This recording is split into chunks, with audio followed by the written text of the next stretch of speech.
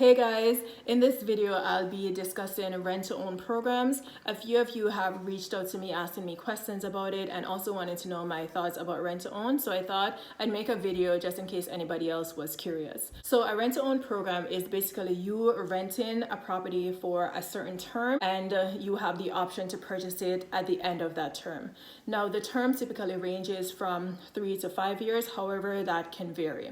Now because you're having the option to purchase this property, there is typically an option fee associated with rent-to-own properties that can be somewhere between 3% going up to 10% to have that opportunity to purchase the property. So let's just say that it's agreed upon that the market value of the property is $500,000. Let's use the lowest number of the 3% option fee. So 3% of the $500,000 will be $15,000.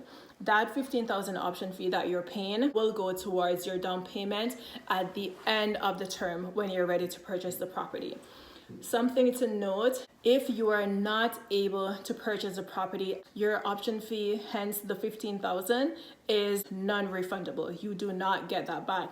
So if you're considering a rent-to-own opportunity, you need to be serious about your finances throughout the term because ideally you want to purchase that property. Before you sign any rent-to-own contract, ensure that you visit a real estate lawyer to go over that contract with you with a fine-tooth comb. There are tons of clauses that can get you trapped in a rent-to-own opportunity. So make sure you visit a real estate lawyer to go over that contract. Any questions that you may have, you need to bring it up with them because once you sign that contract, that's it.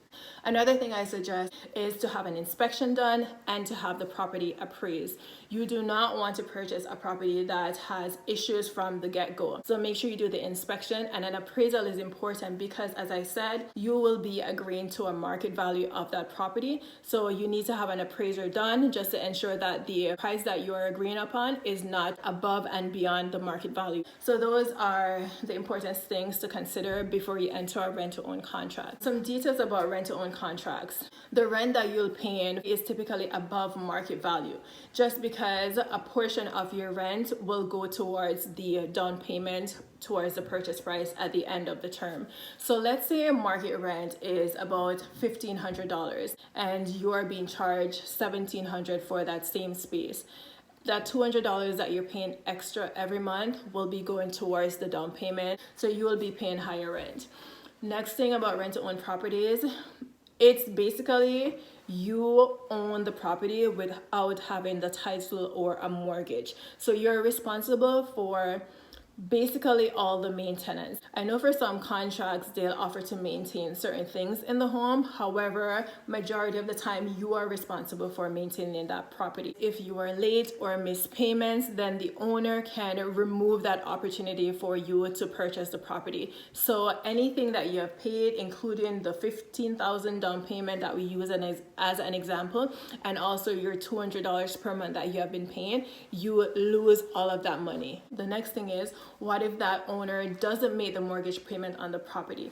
The property can end up going into foreclosure and the bank can step in and sell the property, and again, you will not have the option to purchase that property. There are many things that can affect you from actually purchasing the property at the end. So as I said, make sure that you will go through all of the clauses with a lawyer, but just know the clauses are heavily weighted towards the owner and some of those clauses will not be changed. Some stats to know, 85% to 90% of people do not end up purchasing the property at the end of the term, just because you have to think that rent-to-own programs apply to people who have like maybe bad credit score or no credit score, or they haven't saved up enough to put towards a down payment of a property. So if within those 3 to 5 years you are still having those bad habits or you still don't make enough to come up with the balance of the down payment, it's going to be hard for you to purchase a property. So in conclusion, my suggestion would be, if you are trying to purchase a property, you can work with a credit specialist that is able to help you